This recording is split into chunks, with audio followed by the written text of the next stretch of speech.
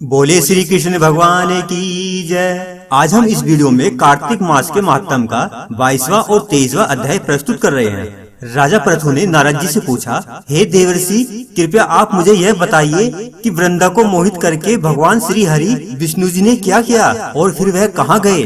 जब देवता स्तुति करके मौन हो गए, तब भगवान शंकर जी ने प्रसन्न होकर के सब देवताओं से कहा, हे ब्रह्मा आदि सभी देवताओं, जलंधर तो मेरा ही अंश था, उसे मैंने तुम्हारे लिए नहीं मारा है, यह तो मेरी सांसारिक लीला थी। फिर भी आप लोग सत्य कहिए कि इससे आप सुखी हुए या नहीं। तब ब्रह्मा जी एवं देवताओं के नेत्र हर्ष से खिल गए और उन्होंने भगवान शिव जी को प्रणाम कर विष्णु जी का वह सब वृतांत कह सुनाया कि कैसे उन्होंने बड़े प्रयत्न से वृंदा को मोहित किया था तथा वह अग्नि में प्रवेश करके परम गति को प्राप्त हुई थी। देवताओं ने यह भी कहा कि तभी से वृंदा की सुंदरता पर मोहित हुए भगवान विष्णु जी उनकी चिता की राख लपेटकर इधर उधर घूमते हैं, अतः आप उन्हें समझाइए, क्योंकि यह सारा चराचर आपके अधीन है। देवताओं से यह सारा वृतांत सुनकर भगवान शिव शंकर जी ने उन्हें अपनी माया समझाई और कहा कि उसी से मोहित होकर विष्णु जी भी काम के वश में हो गए हैं। परंतु महादेवी उमा त्रिदेवों की जननी, सबसे परे मूल प्रकृति,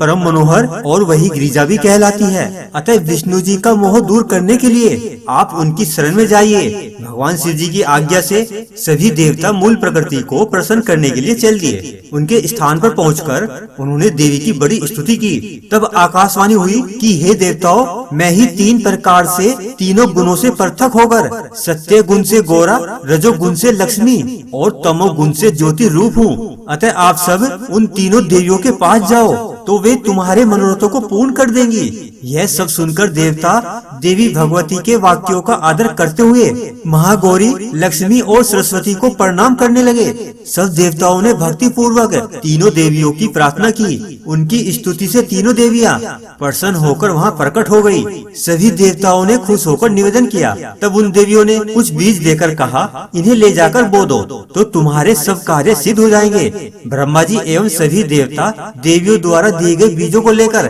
भगवान विष्णु जी के पास गए और वृंदा की चिता भूमि पर देवताओं ने उन बीजों को बो दिया। उससे धात्री, मालती और तुलसी जी प्रकट हुई। सरस्वती जी के बीज से धात्री, लक्ष्मी जी के बीज से मालती और गौरी माँ के बीज से तुलसी जी प्रकट हुई। विष्णु जी ने ज्यों ही उन स्त्री रूप वाली वनस्पति को देखा तो वे उठकर बैठ गए। कामासक्त चित्त से मोहित होकर उनसे याचना करने लगे।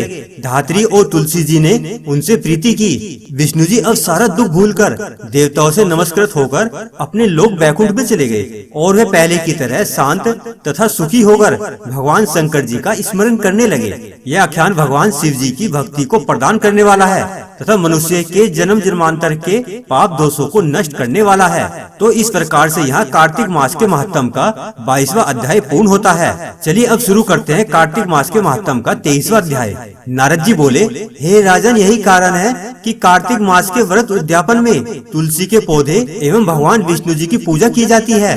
तुलसी भगवान विष्णु जी को अधिक प्रीति प्रदान करने वाली मानी गई है। हे राजन, जिसके घर में तुलसी का पौधा है वह घर तीर्थ स्वरूप है, वहाँ यमराज के दूत नहीं आते।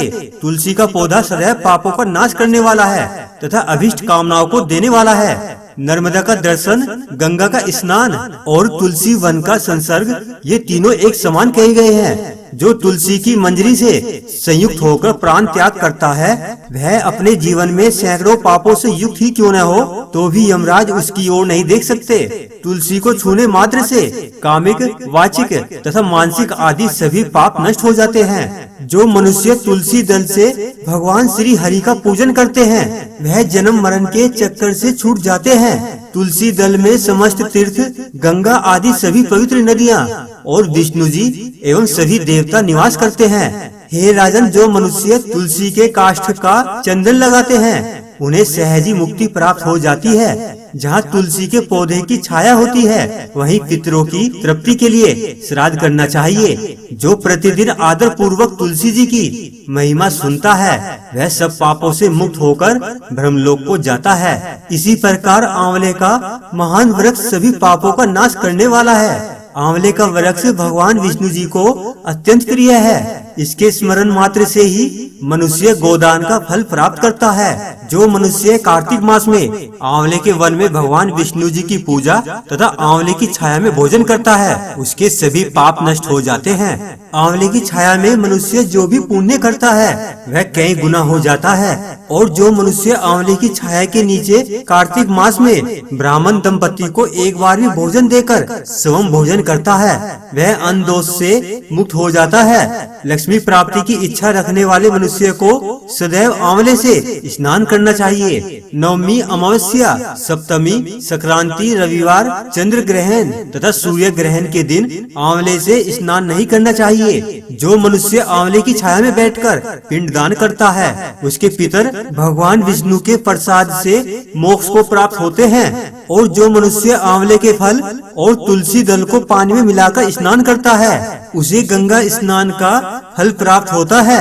और जो मनुष्य आंवले के पत्तों तथा फलों से देवताओं का पूजन करता है उन्हें स्वर्ण मणि और मोतियों द्वारा पूजन का फल प्राप्त होता है।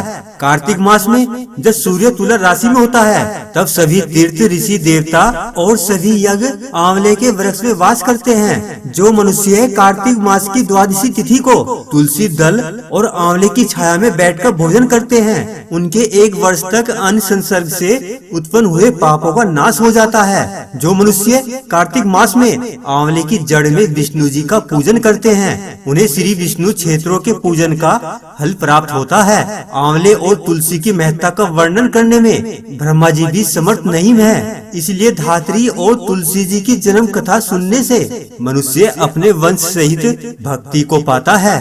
तो इस प्रकार से यहाँ कार्तिक मास का 23वां अध्याय पूर्ण होता है। इस कथा में आगे जानने के लिए कार्तिक मास के महात्म का 24वां अध्याय का वीडियो आप जरूर देखें। बोले श्री कृष्ण भगवान की जय।